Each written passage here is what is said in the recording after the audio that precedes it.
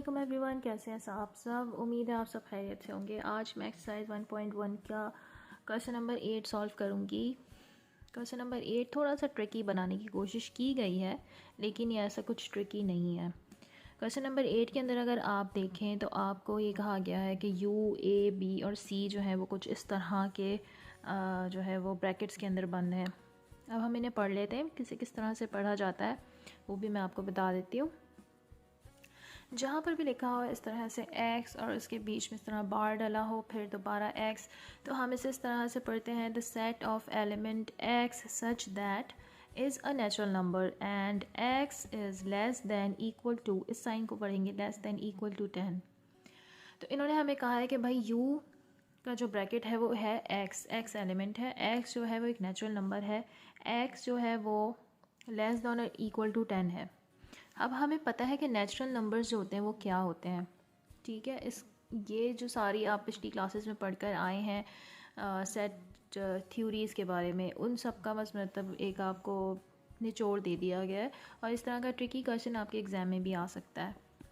उसके बाद ए बताया गया है कि ए जी वो है वाई, एक एलिमेंट है, एक ऑड इंटीजर है जो कि 0 less than equal to Y less than equal to 10 है। अब हमें पता है कि ऑड इंटीजर्स क्या होते हैं, उसने हमें बता दिया है कि इसकी हद जो है वो 10 तक है, ठीक है। इन नंबर्स की हद 10 तक है, हर एक नंबर की हद 10 तक है। तो इन्हें हम ब्रैकेट्स को किस तरह लिखेंगे वो मैं अब आपको लिख के बताती हूँ।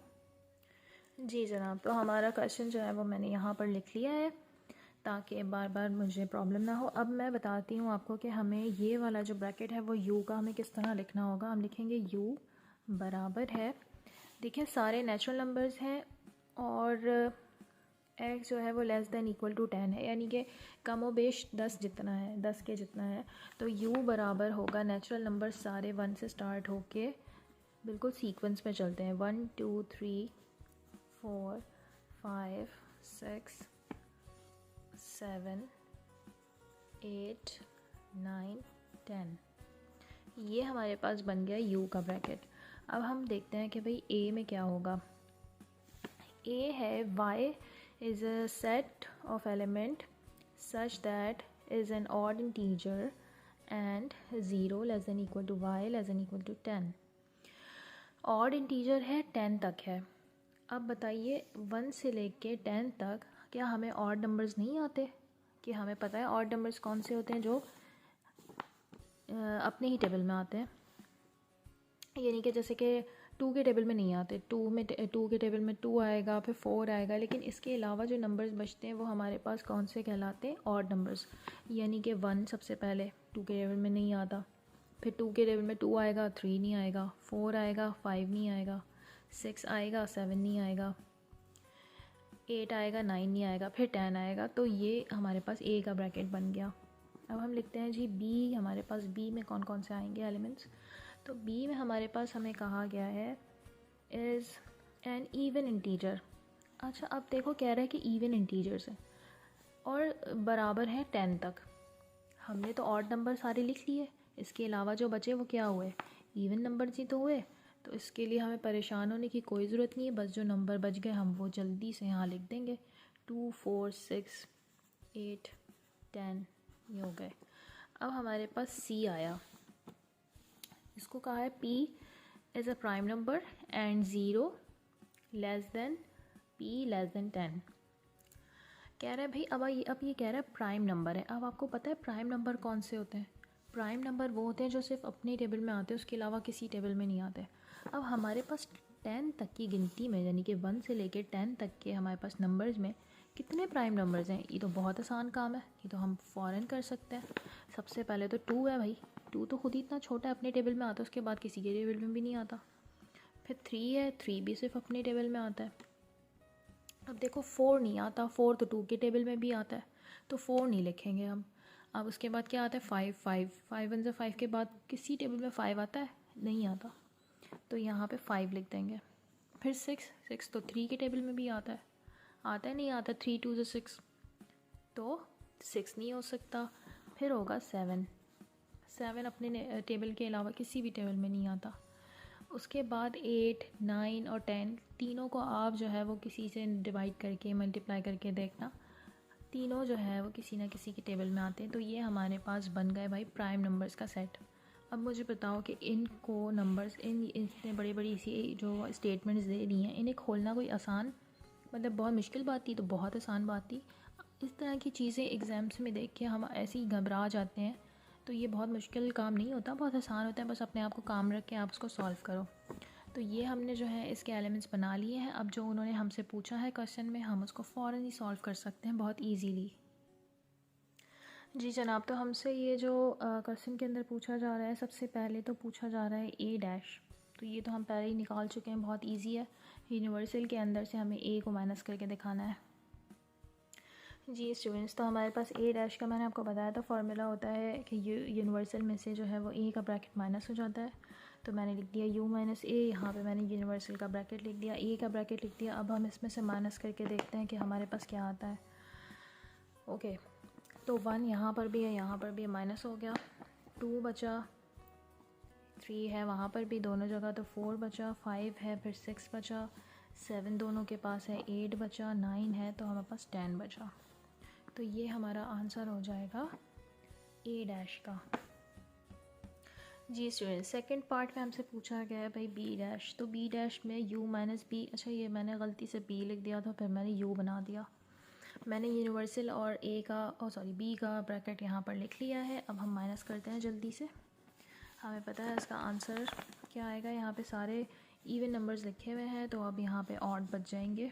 1 3 5 7 और 9। ये आपका आंसर हो जाएगा। कितना इजी है। जी स्टूडेंट्स, थर्ड पार्ट हमारे पास है सी डैश। मैंने सारे ब्रैकेट्स अपने पास इस तरह से ही लिख लिए हैं।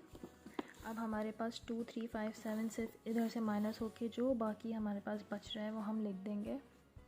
और हमारे पास बच रहा है 1 4 6 8 9 और 10। ये हमारे पास आंसर हो गया। ओके, नेक्स्ट पार्ट हमारे पास जो फोर्थ पार्ट है वो है a माइनस बी और होल डैश। इसका मैंने आपको फार्मूला बताया था। a minus B whole dash का मैंने फार्मूला बताया था u minus a minus B. ठीक है, तो अब हम क्या करेंगे, सबसे पहले हम इस तरह की जब सिचुएशन आ जाती है, तो मैंने कहा था सबसे पहले आप ब्रैकेट सॉल्व करेंगे। जहाँ पे मतलब सिचुएशन में ब्रैकेट हो, कोई दो टर्म्स ब्रैकेट के अंदर, तो पहले ब्रैकेट सॉल्व करेंगे। तो a माइनस बी पहले सॉल्व करते हैं। तो a हमारे पास है 1 3 5 7 और 9। माइनस कीजिए उसमें से b जो कि है 2 4 6 8 10। ठीक है, तो a माइनस बी जो हमारे पास आंसर आएगा। अच्छा, एक और बात इसमें मैं आपको याद दिला दूँ, जो कि मैंने आपको क्वेश्चन नंबर 7 सॉल्व करते हुए बताई थी कि जब हम माइनस कर रहे होंगे, जो पहले वाले ब्रैकेट के अंदर माइनस के बाद चीज़ें बचेंगी वो ही लिखेंगे, दूसरे वाले ब्रैकेट के पास जो बचेगा हम वो नहीं लिखेंगे।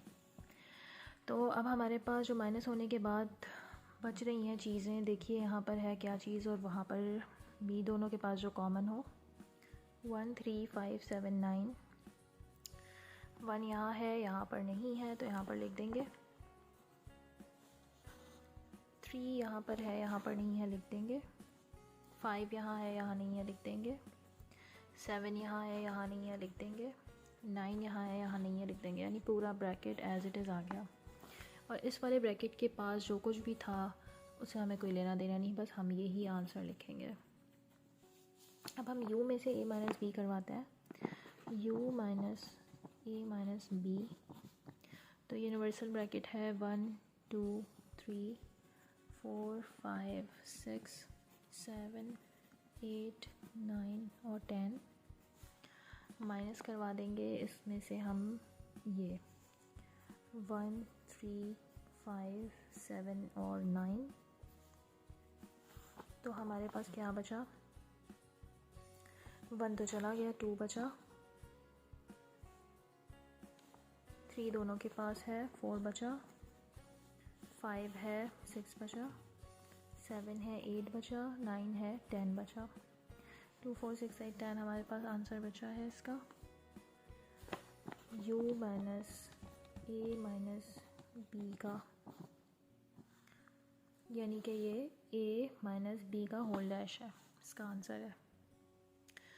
चलिए हम बढ़ते हैं नेक्स्ट पार्ट की तरफ, पार्ट 5 की तरफ, b माइनस c और उसके ऊपर डैश। तो हमारे पास फार्मूला है u में से हम b माइनस c करेंगे, मैंने सारा लिख लिया है, चलिए इसे माइनस कर लेते हैं। अब हमारे पास आंसर क्या आएगा, यहाँ पर 2 है, यहाँ पर भी है, अब यहाँ पर 3 है, यहाँ पर नहीं है, उससे हमें कोई लेना देना नहीं है, हम उसको छोड़ देंगे। 4 यहाँ है, यहाँ नहीं है, फिर इसको यहाँ लिख लेंगे। 6 यहाँ है, यहाँ नहीं है, इसको लिख लेंगे। 8 यहाँ है, यहाँ नहीं है, इसे लिख लेंगे। 10 यहाँ है, यहाँ नहीं है, इसे लिख लेंगे। ये हमारा आंसर बन गया। अब हमें क्या निकालना है, u में से हम माइनस करवाएंगे b माइनस c।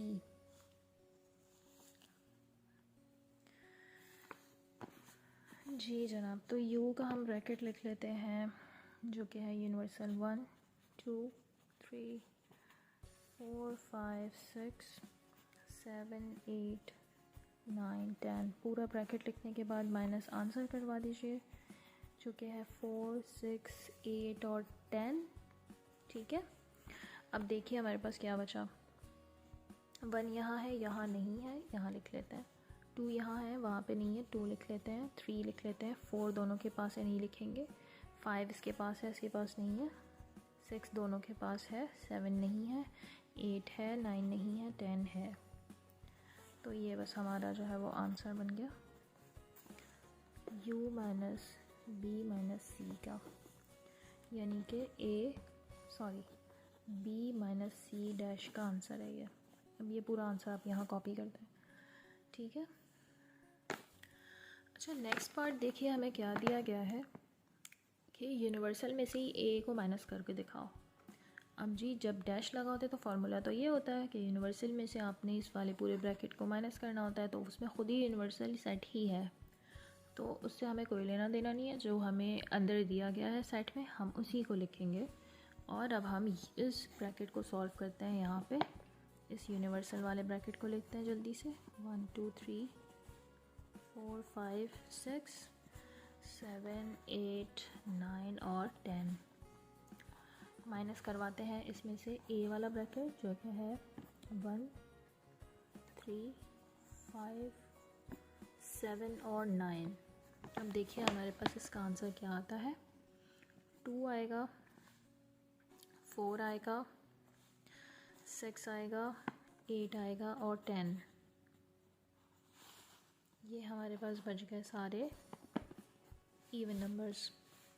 इसका आंसर तो ये आ गया हमारे पास। अब हम इस पूरे ब्रैकेट को सॉल्व करते हैं। यहाँ पर u माइनस a को, तो मैंने ब्रैकेट्स लिख ली हैं दोबारा से। अब हमें इसमें से माइनस करवाते हैं। हमारे पास बचा 1 3 5 7 और 9। हमारे पास पूरा a वाला ब्रैकेट ही बच गया, तो ये हमारा आंसर बन गया। ये हमारे पास है u माइनस a डैश का आंसर। अच्छा भाई, नेक्स्ट पार्ट हमें दिया गया है b डैश और फिर उसके ऊपर भी एक और डैश, यानी कि 2 डैशेस हो गए। तो अब हम क्या करेंगे, सबसे पहले हम फोकस करते हैं सिर्फ b और इस डैश के ऊपर। हमें पता है b और डैश सॉल्व करने के लिए हमें u में से b को माइनस करना होता है। जी जनाब, तो हमने b डैश इस तरह से सॉल्व किया हुआ था, पहले भी किया है इसको हमने पार्ट 2 में। तो ये मैंने सारा सॉल्व कर लिया है, टाइम वेस्ट ना हो इस वजह से। अब हम क्या करेंगे, इस वाले डैश के ऊपर फोकस करेंगे। इसका भी वही होगा, u में से b डैश को माइनस किया जाएगा। इसका फार्मूला ये होगा। तो अब हम क्या करेंगे, वही u वाला फार्मूला लिखेंगे। 1 2 3 4 5 6 7 8 9 और 10, और इसमें से हम माइनस करवा देंगे 1 3 5 7 और 9। तो अब हमारे पास क्या आंसर बचेगा भाई, 2 4, 6, 8 और 10, यही आंसर बचेगा बस। u माइनस बी डैश, ये अब हम इस तरह करके लिख देंगे एंड में।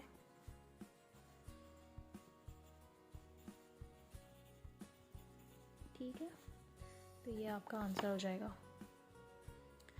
जी जनाब, तो क्वेश्चन नंबर 8 में आपको दिया है बी यूनियन बी डैश।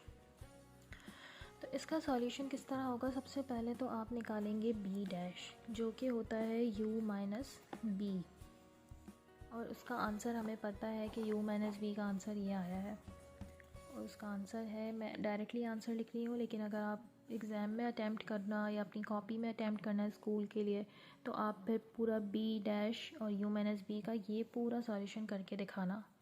ठीक है, हमारे पास अभी आंसर है इसलिए मैंने डायरेक्टली लिख लिया है,